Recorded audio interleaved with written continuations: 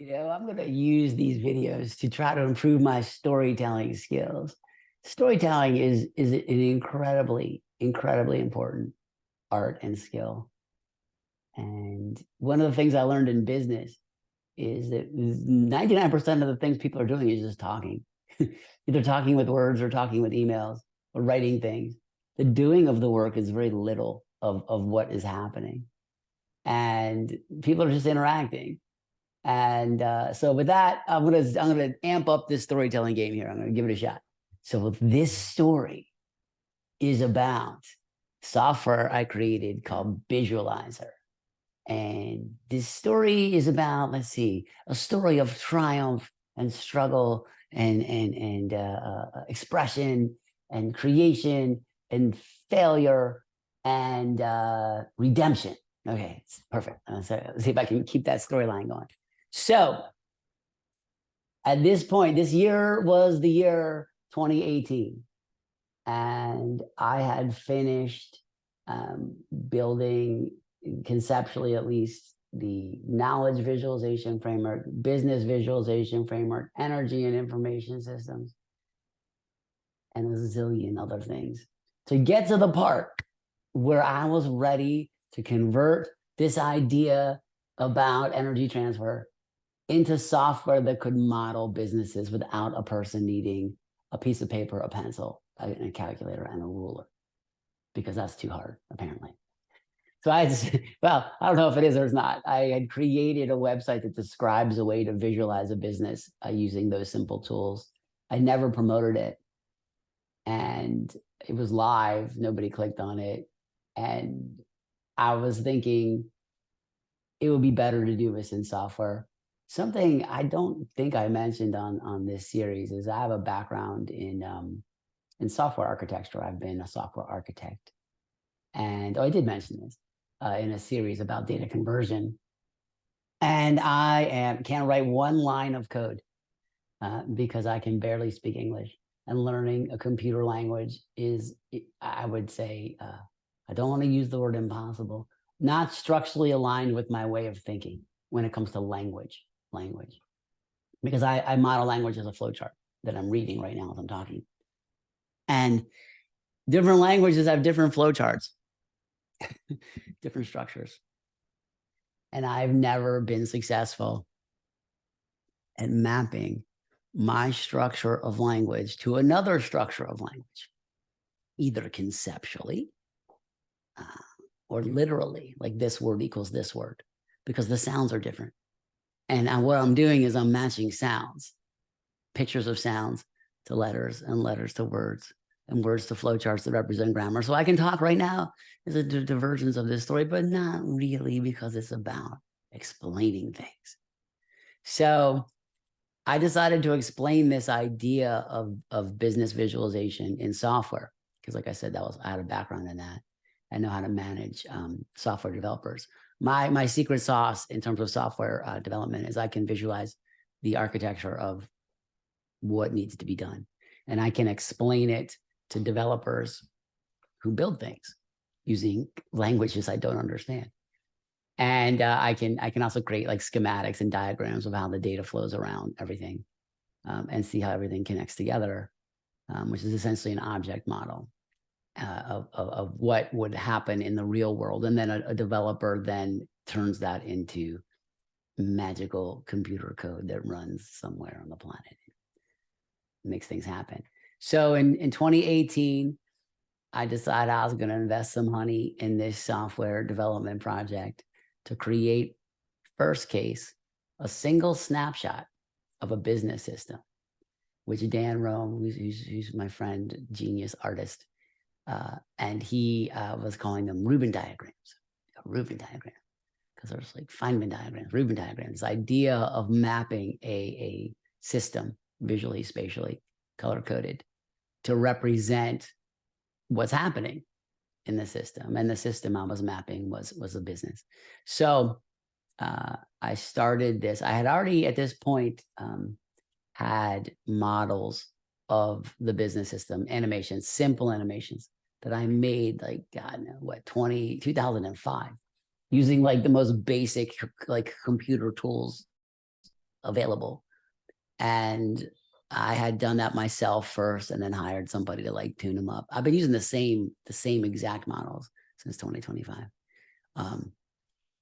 And so I created a code specification based on my website, businessvisualization.com, which is the reason I created that website, was to be able to explain this to a software developer.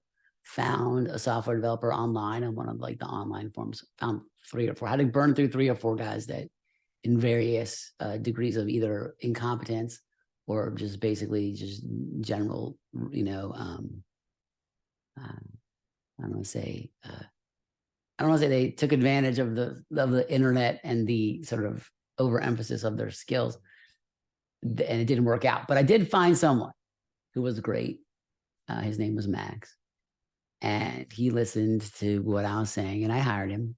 I paid all these guys, but he was the only one that actually like created something.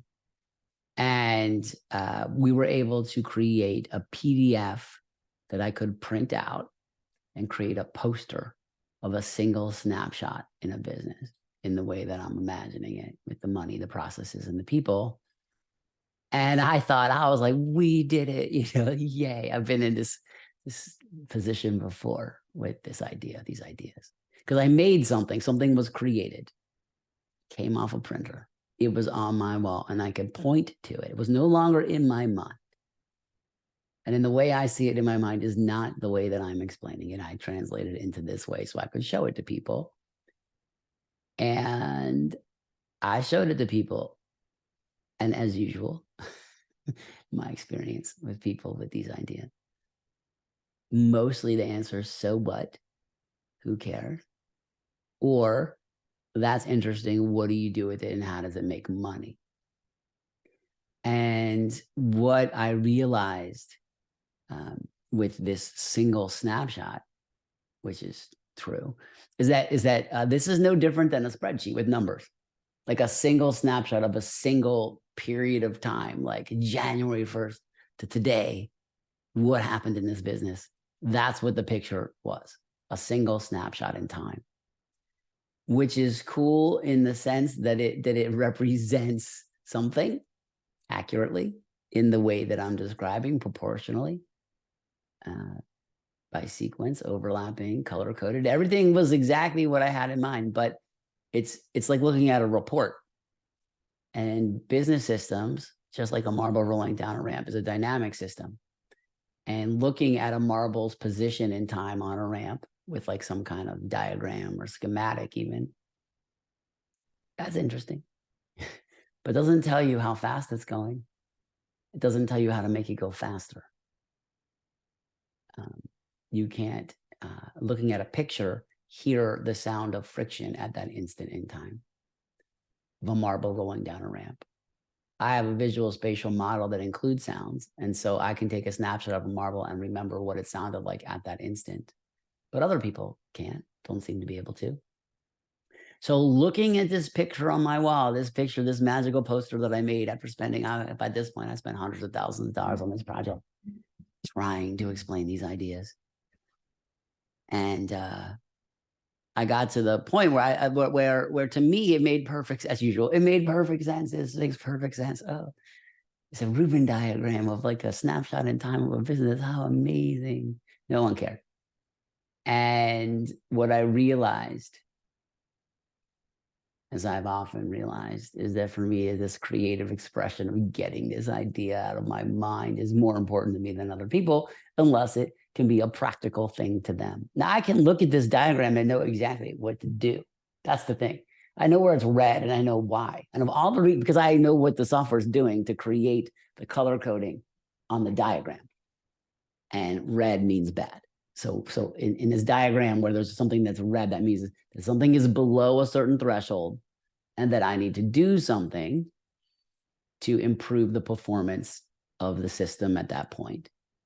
And the doing of the something is always either improving something that people know or people are doing, improving the process that the people are doing to make it more efficient by reducing steps, making it go faster, or throwing money at it to invest in some kind of new technology or tool or something at that step that makes it go faster, because time is honey and businesses have an income velocity in dollars per hour. This in the US, dollars per hour. And that's what I'm trying to maximize. So I realized, once again, back to the drawing board, that the software that I created that created a single snapshot in time was not adequate to describe the dynamic model, which I knew anyway. And this was a stepping stone to that. The dynamic model is like in engineering, you have a thing called statics, which is exactly this, is the understanding of a thing that isn't moving at a single moment in time. And then you have dynamics, which is a series of snapshots in time, or a continuous flow of snapshots in time based on calculus that shows you things like momentum, like where was it, where is it going to, how fast is it going, is it increasing or decreasing in velocity? And those are the things that are good to know about money. Is there more? Is there less? Is it getting faster? Is it getting slower? And if you could know that concept at any point in a business system with your eyes, just like watching a marble roll down a ramp, is it getting faster? Is it getting slower? Is it getting louder? What is the rate that it is speeding up? What is the rate that it is slowing down? And is there something I could do to make it go faster? Maybe there is, maybe there's not. But knowing where exactly on the curve of a ramp that you could hear that there was rough there and you could hear the friction there. Imagine that. Okay, the friction in a spot. If you could hear it or sense it, and then you could color code the ramp red in that spot, maybe you could smooth it out. That's all we're talking about here. Energy transfer, potential money to kinetic money, potential energy to kinetic energy, and knowing the state of every single step along the way. So I decided I was going to bet big on this and spend hundreds of thousands of dollars more money with no ROI, no business model, no plan to connect this idea to Salesforce, which is software that manages half of this model, which is the sales funnel, which is the front end of the process with the potential money. The money that's flowing into a system that you haven't captured yet, the potential money. So the reason I picked Salesforce, two reasons. First of all, it was the biggest tool that did what I'm describing, and it had an API. And the API would enable me to connect to it and automate the generation of these models. The downstream, after the sales funnel, you have the income statement, which is the kinetic money, and that can be modeled using QuickBooks or QuickBooks Online, which is a tool that is an accounting tool, because that's the money you have. Once the money comes in, then you measure it on the income statement. And when it's potential money, you measure it on the sales funnel, just like you have potential energy and kinetic energy, same ideas. You're converting this to that through processes. So I hired a few developers, a whole team of people, super cool people from India, remote development. My third time doing remote development for this project in this way, different times. And it worked out, and they built, components of Bisualizer along with Max. And I built this software that does exactly what I'm describing. And I have some images below, some videos below of the software. I made it for one meeting with a guy named Peter Schwartz, who was the visionary at Salesforce. I got connected to him through Dan Rome, who knew him or met him, because Dan Rome had done work for Salesforce at different times. And I had this meeting at the Salesforce Tower in San Francisco. Beautiful building, this gigantic, beautiful, beautiful building. I wasn't on the top floor, but I was close. I was up there looking out through windows, looking at, the city. Super cool. I 3D printed, over there, 3D printed a sales funnel with gears that represented all the stages of the sales funnel that I was modeling. We had a good demo. I was super excited from my one meeting at Salesforce. And at this point, I had spent $400,000, I guess, on this software piece of this project after spending a ton more on other things, trying things. Again, no ROI, no business model, but it seemed important. It seemed important to explain this idea ever since I was a kid. Explain this idea. So I'm at this meeting with Dan. We had rehearsed. We had a little deck. And what the objective of the meeting was just to get Salesforce interested in this idea.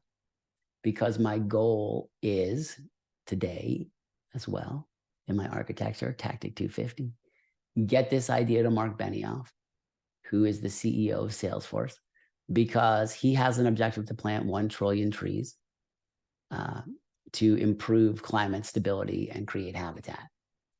Now, I like that philosophy, is that's part of Project Honeylight, is creating habitat. And whether or not trees are the best use of money, I don't know, but I like the philosophy of it. And this seemed like a good direction to pursue.